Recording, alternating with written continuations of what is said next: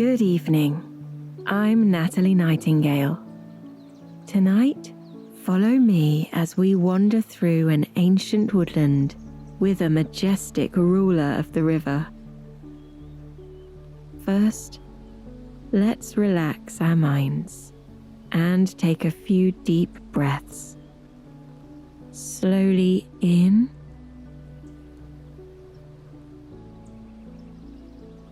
and out.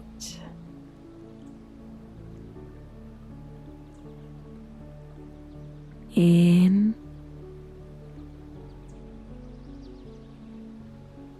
and out. One more deep breath on your own.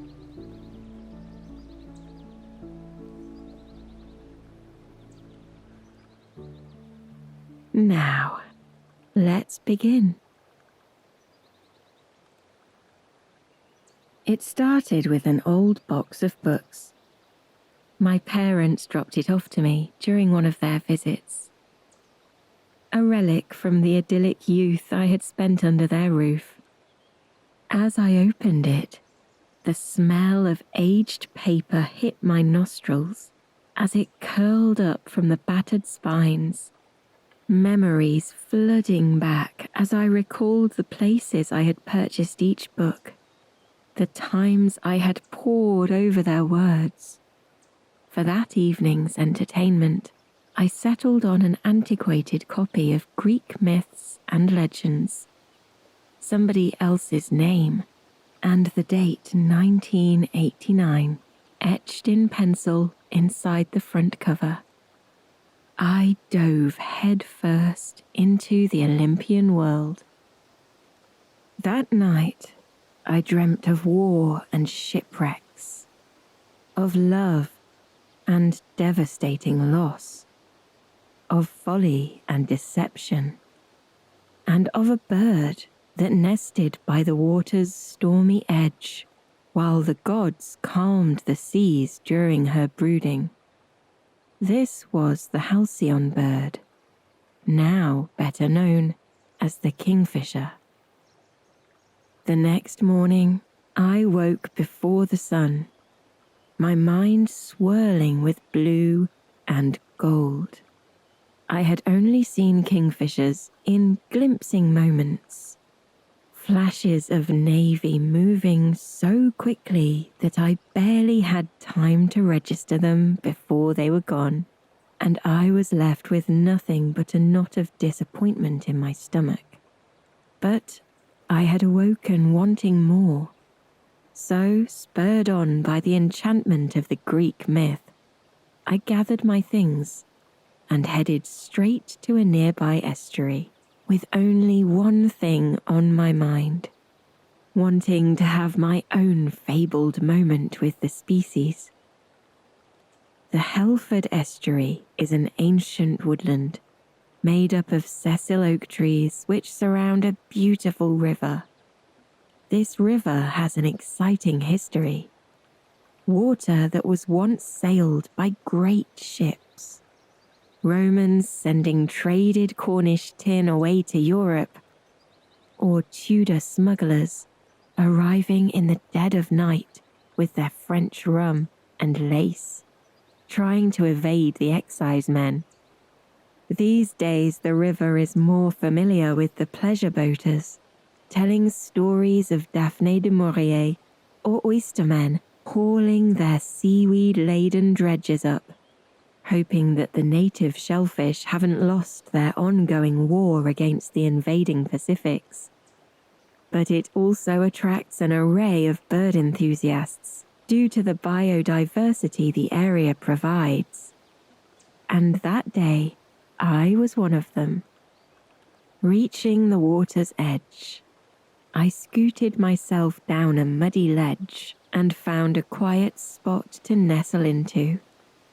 The tide was low, and I could see grey mullet just inches below the surface, creating ripples as they attempted to catch the insects skipping over the top. The water flowed gently out, the mesmeric sound broken by the occasional call of a curlew or redshank further down the river. This area would soon be awash with waders, picking through the thick mud to find ragworms. The day was calm. The sun hazed through cloud-crowded sky, gently touching the world below. A soft breath of wind rustled through the autumn-curled leaves. A fat robin landed near me and dipped its head inquisitively. I shrugged back by way of apology. I had no mealworms with me.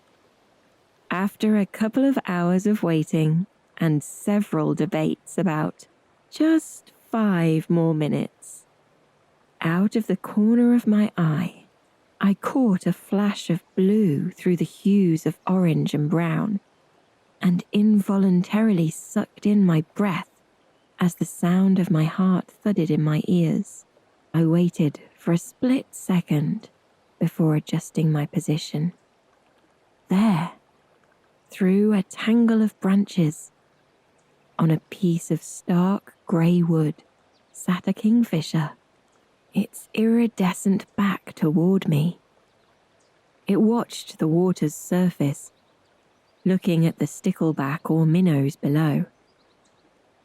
After some time, the bird launched itself from its perch, bright orange legs tucked up into its copper breast, wings flapping at a sharp angle, beak pointing towards the water, like a sword held high by a warrior charging into battle. The bird broke the surface, then came back up again before diving once more. The second time, it appeared it had been victorious. A slither of silver tucked between its beak. It returned to its perch, the vibrance of its feathers stark against the dull deadwood. It began quickly flicking its dappled head, bashing the fish against the branch in a series of sudden movements, before swallowing it whole. As I watched, I understood why the bird inspired such folklore, such tales of wonder. He was the ruler of the river, adorned in his cloak of blue and gold, quietly surveying his kingdom below, his powerful spear as iconic as Poseidon's own mighty trident. The encounter, though salient to me, only lasted a few minutes, before he spread his wings and took flight down the estuary, disappearing into the distance as the sun sparkled off the water.